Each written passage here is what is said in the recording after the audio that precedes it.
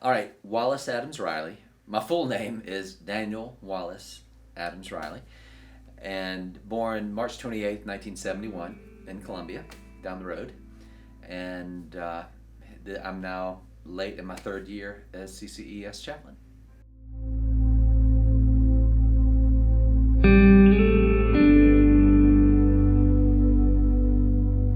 I started drinking in fifth grade with one friend in particular, a couple of friends.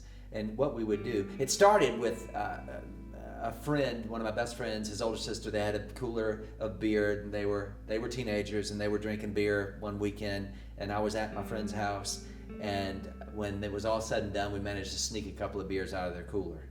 Well, I don't know how many it was, but at the end of it, I was inebriated, to put it politely, and sick as a dog too, um, and needed help just kind of getting a hold of myself.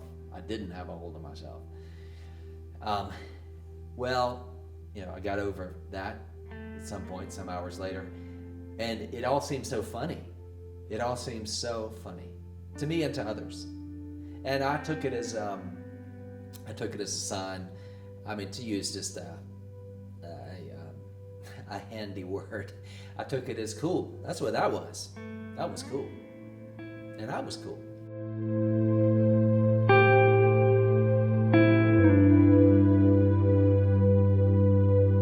As an aside, just today in my class, we watch a different popular song every day. It could be by anybody the students choose. Almost every day. Today it so happened the way it worked out, I chose a song, and I chose Born in the USA by Bruce Springsteen, which came out the summer we went to Africa in 1984. And I just remember I took that album with me. It was brand new, like weeks old when we left from Malawi. And of course, there I was, 13, traveling out into the wide world. I'd never left America before.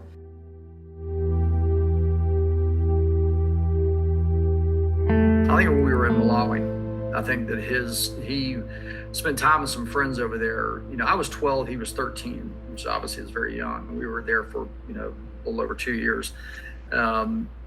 As the time went on, he befriended, guys who, for whatever reason, they were into mischief. They were, and I remember he spoke very plainly to me about it. It wasn't as though he attempted to hide something from me ever.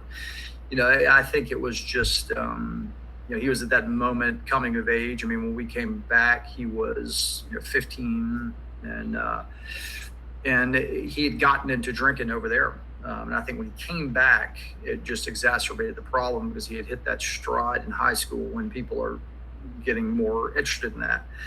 And obviously, if you tend a certain way, that can be a dangerous hill, you can slide down. And for him, I think that was, but I remember it happening, and I remember it in high school got worse for him. And look, it was part of it.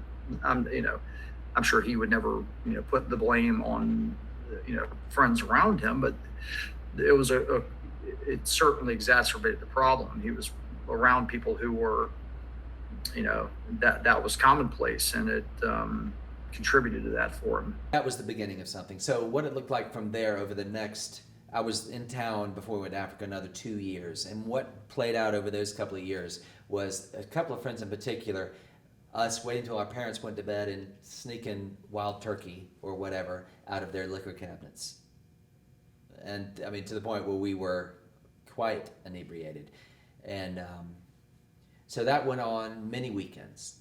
And we enjoyed a reputation for it among our peers. We were out in front of them in many ways, to put it one way, and we enjoyed that. We were proud of that, and didn't see anything wrong with it. And I have to say that, there was a fair amount of throwing up involved and so on, but it was done after our parents were asleep, and we managed to get away with it, to put it one way.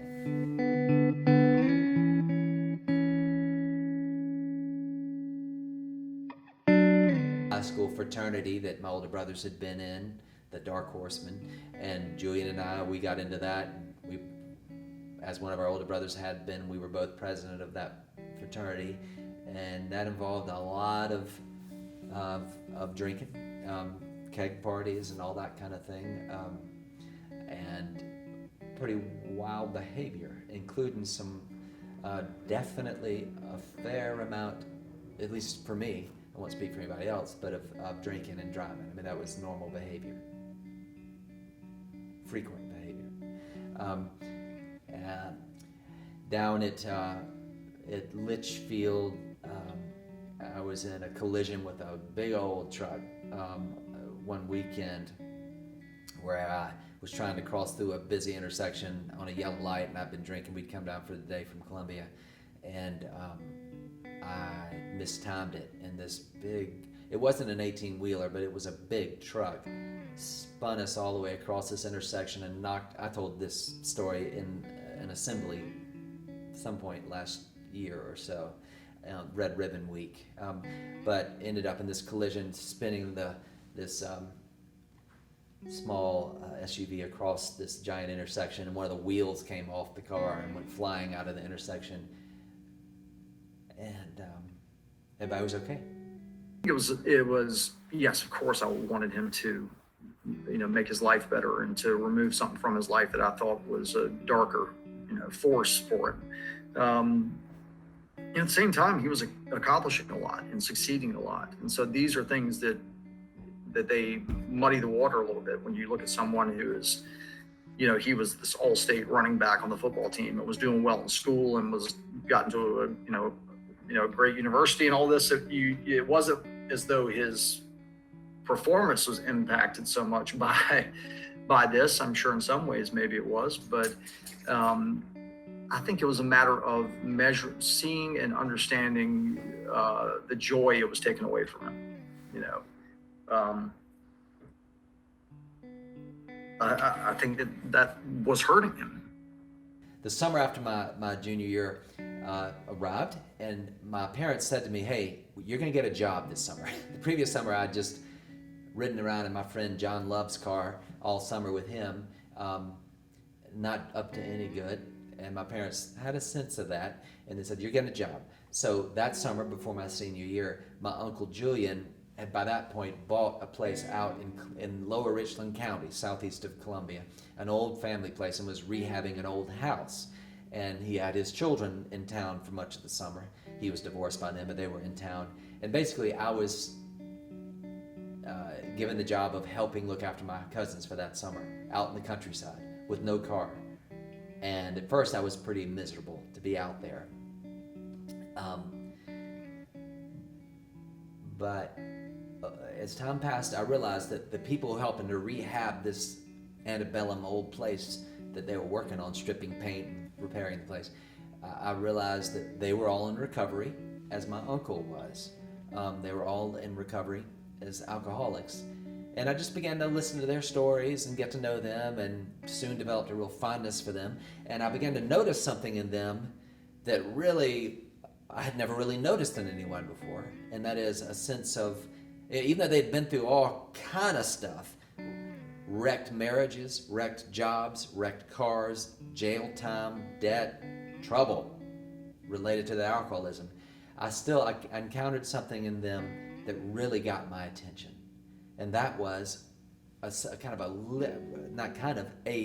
actual sense of people in touch with the divine, in touch with God's presence in the world and in their lives, and buoyed up by that and encouraged by that. And even with all that wreckage in their lives, still this wonderful hope and joy and generosity. And so I got to know them well. We would sit up, we stayed a quarter mile down the road at another old place in the country that summer while the house my uncle had bought was being rehabilitated. And we'd sit at night on the porch in rocking chairs and talk till after the sun went down. I couldn't even see their faces anymore, but just sitting there talking, and they'd be sharing their stories and helping me learn about alcoholism. Then that January 25th, 1989, my senior year,